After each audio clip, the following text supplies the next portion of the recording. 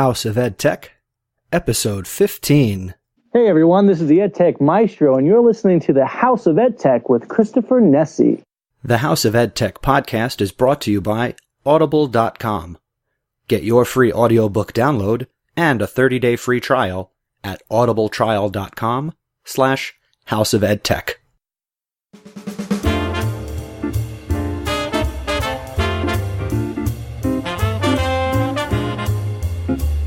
Welcome to the House of EdTech podcast.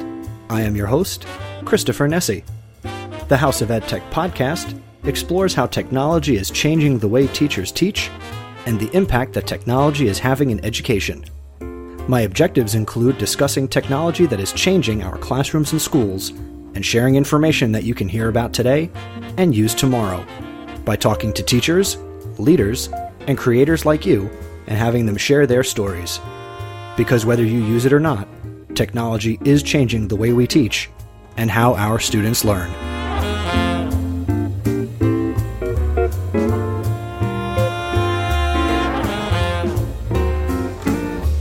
Well, hello again, everybody, and welcome to another episode of the House of EdTech. I am very much settled into my summer vacation, and boy, has it been a hectic summer. On a side note, non-education related, I've been remodeling the bathroom of my wife's aunt, who lives about a mile away from where we are right now. And I'm a one-man wrecking crew, and I am now a plumbing aficionado, ripped out the cast iron tub of 30 years, broke down tiles and cement. And let me tell you, I have been hurting each night when my head hits the pillow. So much so that I haven't been able to, in the last week or so, fulfill my goal of getting up at 5 a.m. and cycling about 12 miles, where we're living here in New Jersey. I'm able to ride down to the Jersey Shore in Belmar and back to where we are staying currently with my mother-in-law. And that leads me into my next piece of news, which is my wife and I and Miles, we are just about ready to close on our forever home.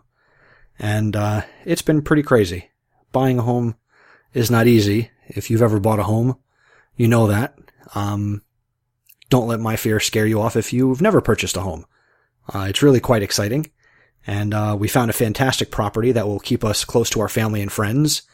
And we're not putting ourselves behind the old financial 8-ball to make this all happen. And that's something we're very proud of. Also in this episode, not to get too far off track, I do have a fantastic interview with Shachar Pessis. He is the founder and CEO of Wibki, so I'm looking forward to sharing that with you.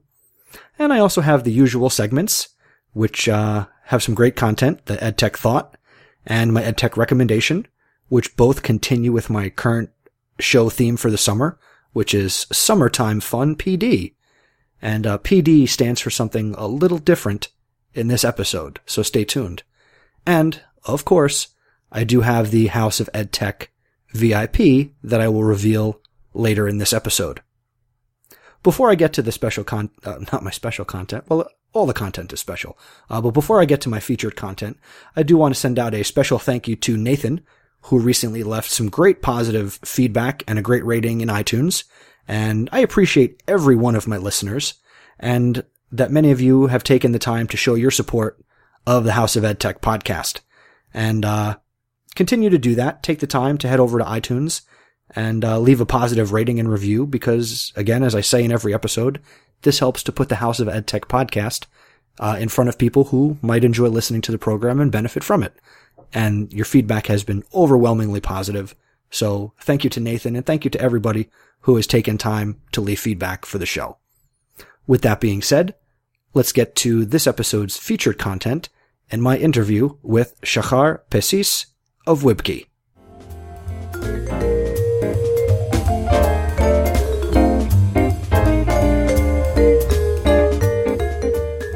Okay, ladies and gentlemen, and now for my featured content, I'd like to welcome to the House of EdTech podcast, Mr. Shachar Pessis. He is the founder and CEO of Wibki, which is at wibki.com.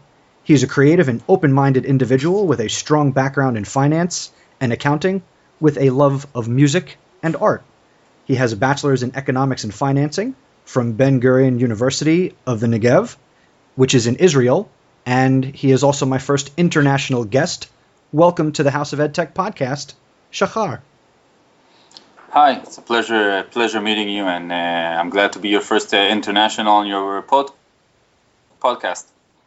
It's really exciting. I'm glad we were able to touch base actually a few months ago while I was still in school when I first found Wibki.com. So I'm really excited to hear directly from you all about Wibki and how it can benefit teachers, not just in Israel where you're from, but also teachers here in the United States and all over the world, really. Yeah, even though we're based in Israel, most of our educators and academic users are actually from the U.S.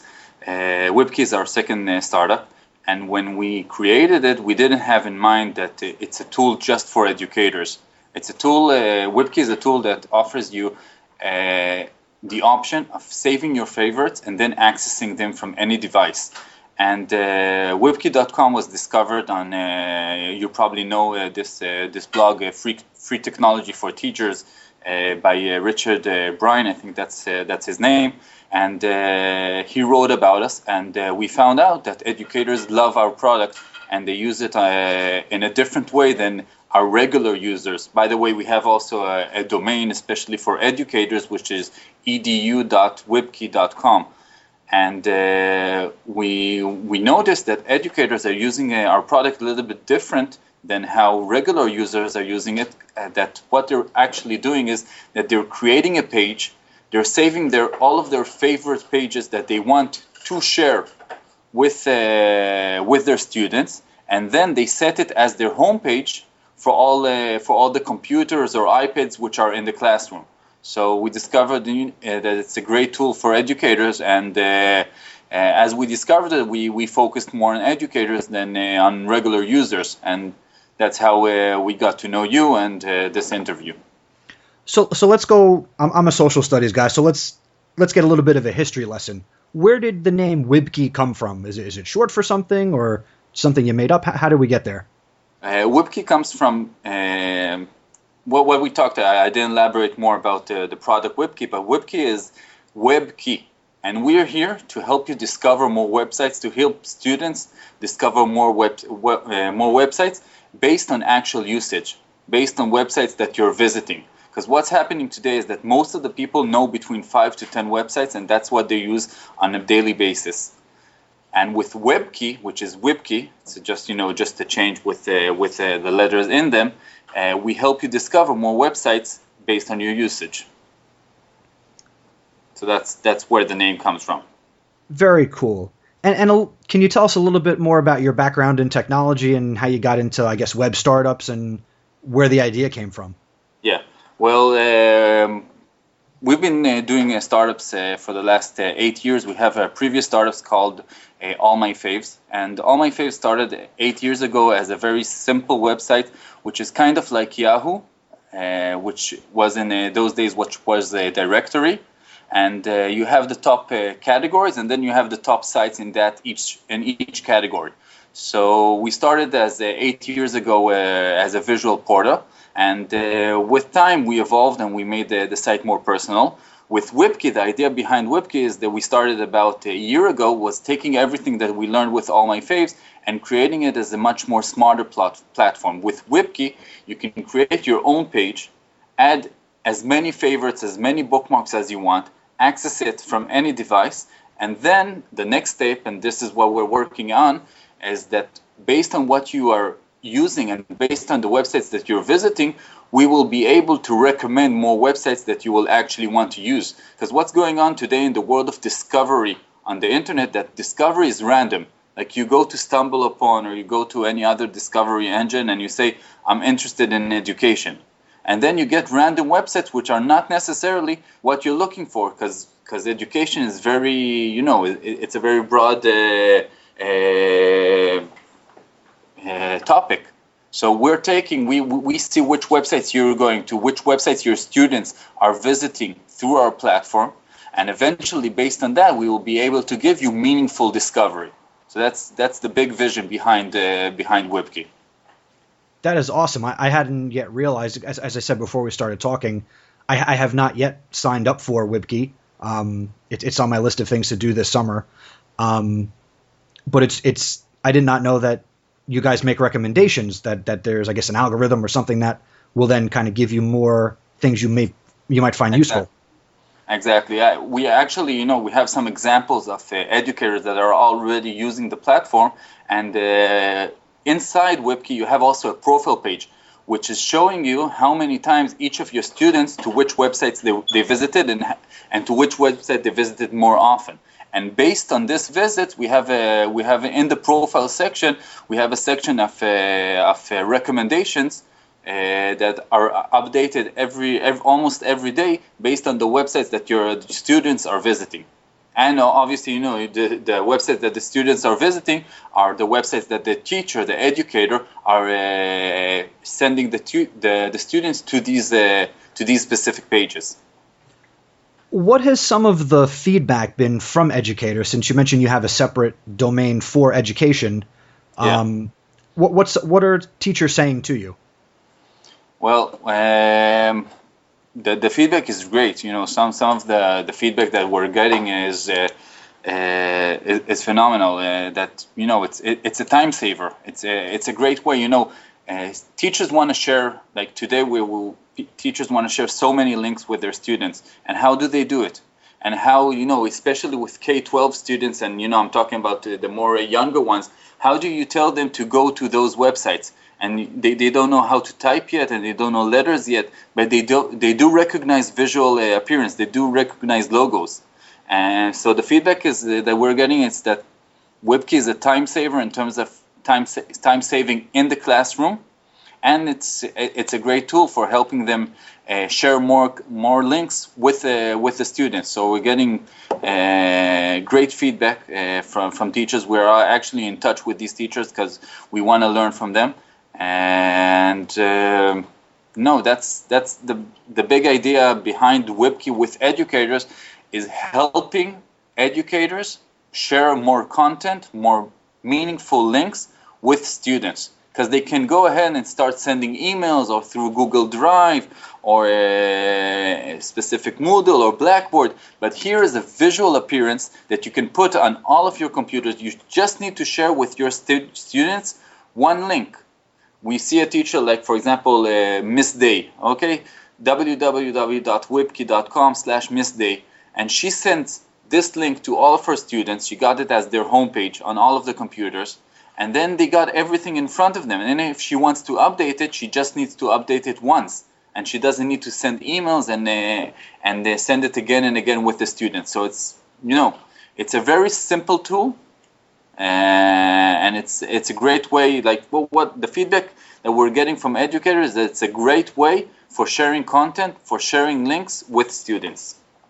Well, when I found Wibki through Free Tech for Teachers, that was one of the things that really popped out to me, is that it's really simple, and with my own background in graphic design and website stuff, I like things that look good and are visually appealing, which Wibki is. And you made a great point about how in the primary grades, where students maybe they can't read just yet, or their typing skills aren't up to par, that it's perfect because they can recognize what they see.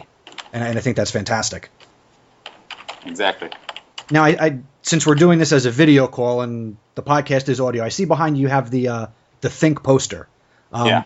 What are you thinking about in terms of, and maybe I'm going to get the inside scoop, but what do you see as the future of Wibki? Is there anything you can share with us that's coming soon, coming down the line? Of course. By the way, it's not a poster. It's an actual painting that I painted. As you mentioned in the beginning, I'm interested in music and art.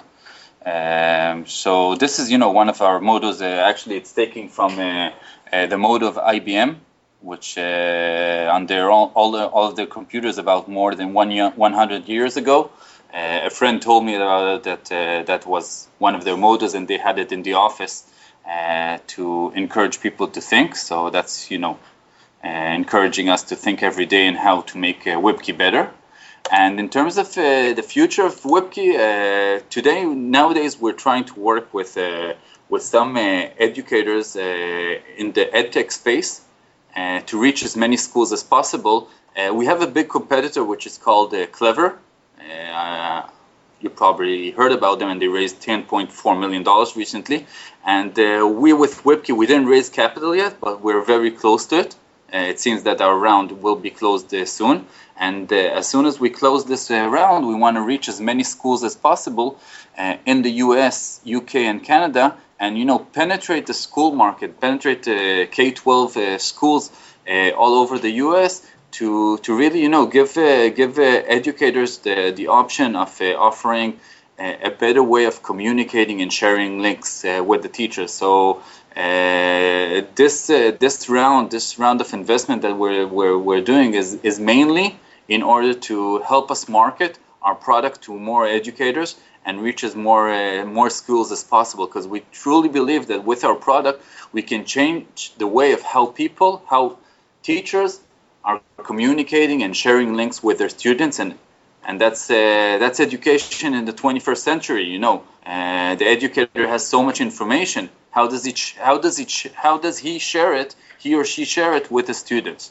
So really, the future is to get into as many schools as possible in the future. And on the technical aspect, it's getting our website that will be much faster. The recommendations, we do have recommendations now. We call it machine learning, and it's giving you predictions. And our predictions are quite good now, but they're not, they're not perfect.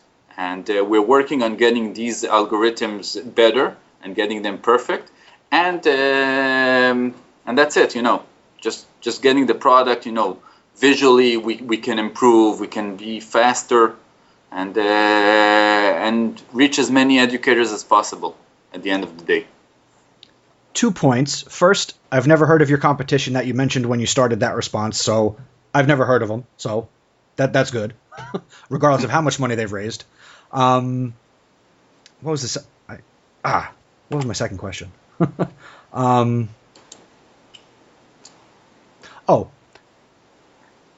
You mentioned before we initiated the interview part of this that there's an education side and also what Wibki offers, I guess, everybody else. Talk a little bit about that. How are everyday people using Wibki? Well, everyday people, we see a very ranged kind of people that are using it. It comes from early adapters, from people who are online all day, and they gather in there all of their favorites. Now, Wibki is not just a bookmarking service. Wibki is more like a kind of a browser which works on all of your browsers. And you don't only save their links and bookmarks for accessing later, you save your actual websites that you're using. For example, your Amazon and your eBay and your Facebook and Twitter and Gmail and YouTube. And then from any device that you're going to, you can access it easily. Just a click away or a touch away, you will be able to access these websites. And another thing about Wibki is that we have the option of giving you the logo, of displaying the logo of any website. And this is something that when you go to the regular browser and you see the last 8 windows or 12 windows, you get it as a screenshot. Visually, it doesn't look that good. Visually appearing, the user experience isn't that awesome. We have the option of giving you the actual usage of any website, no matter how big or how small it is. Even if it's a small school somewhere in San Diego or in New Jersey or anywhere in the US, UK, or Canada, or anywhere in the world, we will get this actual logo. And this logo creates a relationship between the user and our website. Because what's happening is that you have it visually in front of you. And this is what we're seeing with our users, that with time they're increasing the amount of engagement between them and the amount of services that they're accessing, because they have it always in front of them and they don't forget websites. So on one hand, we have early adopters that are, really people that are using the internet very often, and they want to manage all of the services that they're going to. But we have also, on the contrary, people that are not that, familiar with the internet, that really like our simple tool, because it's very good for them not forgetting and having everything in front of them. And one of the things that when you sign up with Wibki, you'll be able to add our Chrome extension. And when you add our Chrome extension, you're able to click on it whenever you go to a new website and you want to add it to your Wibki, it's just a click away. You just click on the Chrome extension and you decide to which category you want to put it in, and it's in. So we see all kinds of different people using this service. You can't put a finger on who are the exact people who are using it. It's kind of like, as I said before, kind of like a browser. But the one thing that we are seeing, which is common for all our users, is the increase in the amount of websites that people are accessing, because they don't forget, because they have it visually in front of them, and it's like in their subconscious that they see the logo and let's go to that website.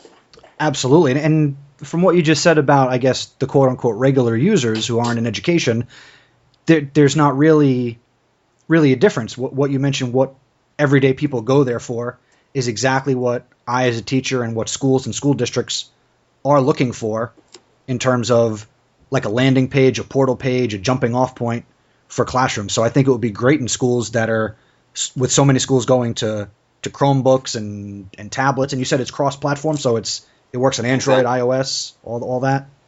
Yep, it works on all platforms, and the only difference that we see between the usage between an educator and regular users, that regular user uses it, for their own personal usage, and they have, different kind of websites. And an educator that wants to share different links with their class, and I can share, different links with you, and you can add it in the podcast later, is that that teachers, they have specific pages that they want to share with their students. So there's a bit difference in terms of the content. Absolutely. I would like it if you could send me a couple of links to examples, and I can share them in the show notes for this episode when it airs. So that way there are teachers who can then here is how other teachers are using the product. So that would be great if you could share those with me. For the future, again, how can people now get in touch with you who maybe have questions? What contact information would you be willing to share with the world? Well, I don't mind sharing. I don't mind sharing all my contact information. It starts the most common way to communicate today, I think, is email, and my email is shachar@wibki.com. Wibki is WIBKI.com. They can contact me through Skype. It's PESSIS_S. Communicate, through email, through phone, through Twitter. I'm active on Twitter, on Facebook. Just Google Shachar Pessis and you'll find me on Twitter or Facebook, Google Plus. So on all social platforms. But I think the best way to communicate these days is to start the conversation on email. I respond to all of my emails. I think this goes without saying, and from there we take it forward. But I really enjoy, I just want to let your listeners know that I enjoy talking with educators, because we're learning from them, and the most important thing for us is to build this product for the educators, and to listen and to hear from them what other features do they need, how can we improve our product in order to help them make an easier task of sharing content with students in class. So this feedback is invaluable for us. And I think it's fantastic that you personally, as the CEO, the founder, that you welcome that conversation and you're open to communicating with the people who you're trying to reach. So as a teacher, I do appreciate that. I know I can't always email or reach out to the companies that I'd like to, but the ones that do, I definitely like to connect with. And I know that all the listeners and everybody I share this with will definitely appreciate that as well. Thank you. By the way, just as a side note, sometimes I also visit a lot of websites, and sometimes I want to contact them. And some of the websites, they don't have even a regular contact, like hi at the name of the website or info at the name of the website. And it makes me crazy. How does a website, that is looking, I'm not talking about websites like Yahoo or Google, which are huge. I'm talking about small websites, and how do they don't have a contact us form for people that want to ask questions? It's just doesn't make sense, in my opinion. I agree with you as a designer and also as a teacher. Okay, Shachar, I held you for longer than I promised I would. and I appreciate you taking time to be here on the House of EdTech and talking about Wibki. And I'm sure you're going to get inundated with questions, and I'm going to tell people to definitely check it out. I'm looking forward to signing up myself, and we'll talk to you soon. Okay, thank you very much. Thank you for having me on your podcast, and I'm looking forward, to getting as much feedback as possible through this podcast. Thank you very much.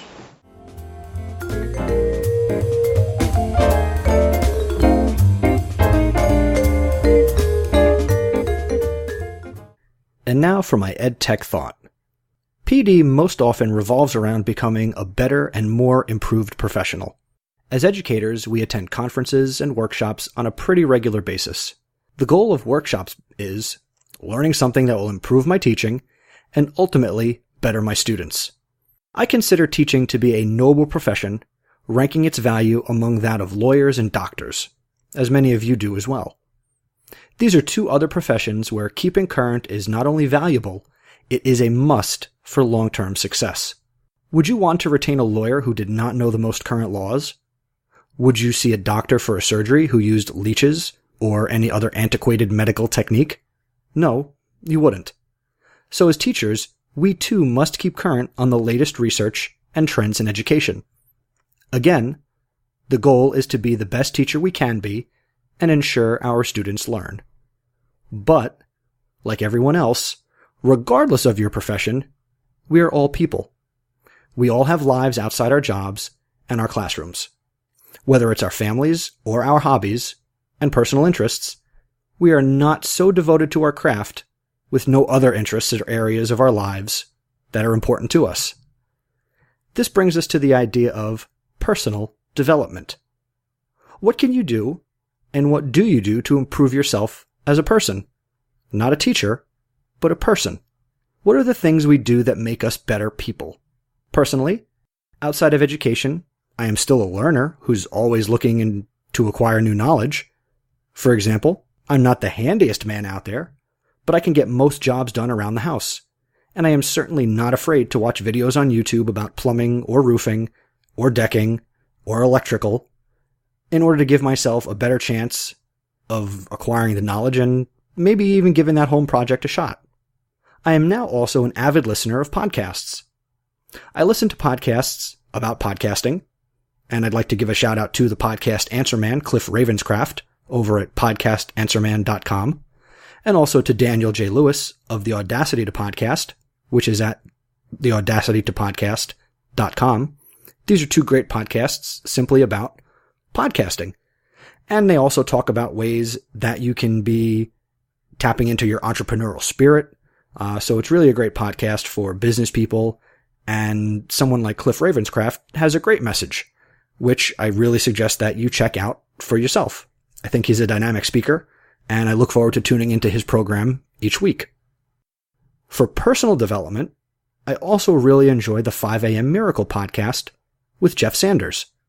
It's a fantastic podcast about starting your day at 5 a.m., getting up early, making the most of your day, and accomplishing all you can basically before breakfast. And this is something that during the school year, I can't really do. If I was, I'd be getting up at like 3 in the morning. As it is, I already get up at 5 and I'm out the door by 6 to get to work by 7. But I try to devote time now in the summer to still waking up at 5 and making the most of the morning time. So what am I doing? As I believe I mentioned earlier, I'm riding my bike 12 miles a day. I haven't really done that in the last week due to the construction project that I'm working on, but I'm trying to get the most out of my mornings where I can listen to podcasts, read articles, and yes, they're professional, but I can tune in to watch a little TV in the morning. I can do a little reading. So I'd also like to give a shout out to my morning miracle compadres, Teresa Stager, Jessica Johnson, and Spike Cook, as we are in a little Voxer group about The Morning Miracle by Hal Elrod. So that's fantastic as we push each other along throughout the summer months here to, again, get the most out of our mornings and be productive. And whether it's professional or personal, for me more, it's personal stuff that I'm trying to work on and devote my attention to. But, that's where I'm going with it. I also try to devote as much time as possible to my family. So no, I'm not at every single conference that's out there. Is there a part of me that wants to go? Absolutely.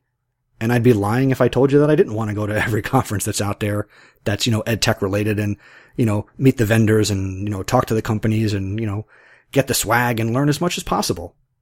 Jobs and conferences come and go, while my family and friends, they are what's important to me. And again, when jobs change and things change in life, it's your family and your friends that'll be there for you. So again, I ask, what are the ways that you improve personally? So please email me at feedback@chrisnessy.com or leave a comment in the show notes. Let me know what you do to be the best you outside of education. Or let me know what you wish you had time for. And then try to make some time for it. That's my EdTech thought.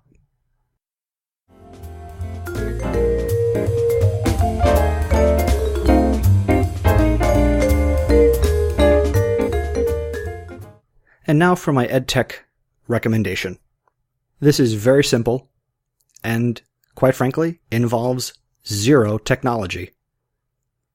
Between now and the next episode, which will be released in 2 weeks from when this episode is released, and this episode is being released on, let me check the calendar because I didn't write this down ahead of time. This episode is being released on July 20th, episode 15. So between now and episode 16, which will be released on August 3rd, I challenge you to put the technology away. That's right. Turn it off. Put it away. Try this weekend. Whenever you're listening to this episode, the next upcoming Saturday and Sunday, don't use your technology for Saturday and Sunday. Devote a little bit more time to your family. Don't check email. Maybe get that bike out of the garage or the shed. Head down to the park and shoot some baskets. Just relax and do something for you that isn't related to your profession, but that might improve you personally. That's my EdTech recommendation and challenge to you.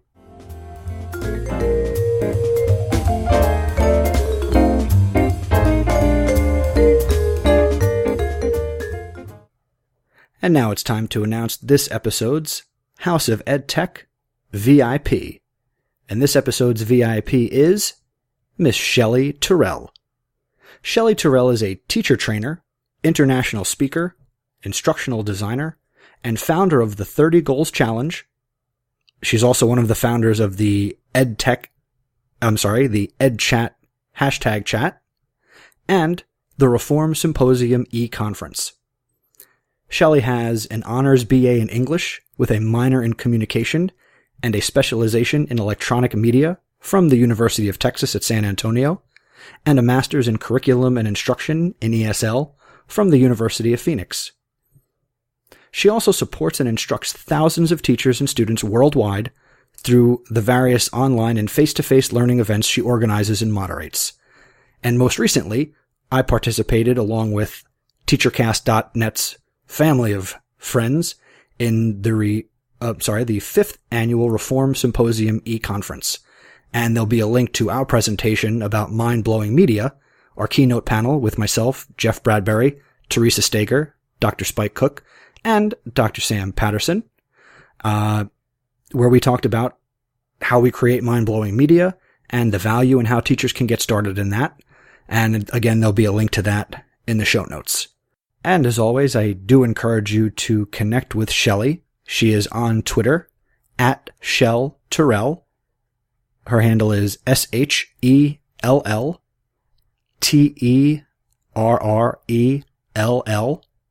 And you can visit her website, and the address is bit.ly/shellterrell, bit.ly/shellterrell. And there'll be a link to that in the show notes for this episode. Congratulations to Shelley. You are the House of EdTech VIP.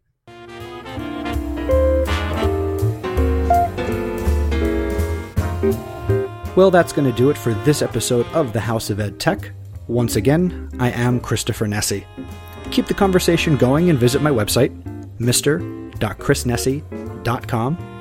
You can check out the show notes for this episode at mr.chrisnessy.com/2014/07/houseofedtech15.html. If you have questions or comments, I 100% would love and welcome your feedback. You can leave a comment on the show notes for this episode. You can also click the SpeakPipe button on my website, or you can call the House of EdTech hotline at 732-903-4869. You can also use the show email address, which is feedback@chrisnessy.com, or send a tweet. I'm Mr. Nessy on Twitter, MRNESI, and just use the hashtag House of EdTech. And you can also connect with me on Voxer. My username is cnessy4602. If you enjoyed the show, please rate and review the podcast on iTunes. Your 5-star rating and positive review will help keep the show in front of others who would like to discover and enjoy the House of EdTech content. Be sure to come back to the house for the next episode, which I'll be releasing on August 3rd, 2014. Hopefully I'll be in the new house by then, and I will also be continuing the Summertime Fun PD series. Thank you for listening, and remember, using technology isn't difficult. Just give it a try.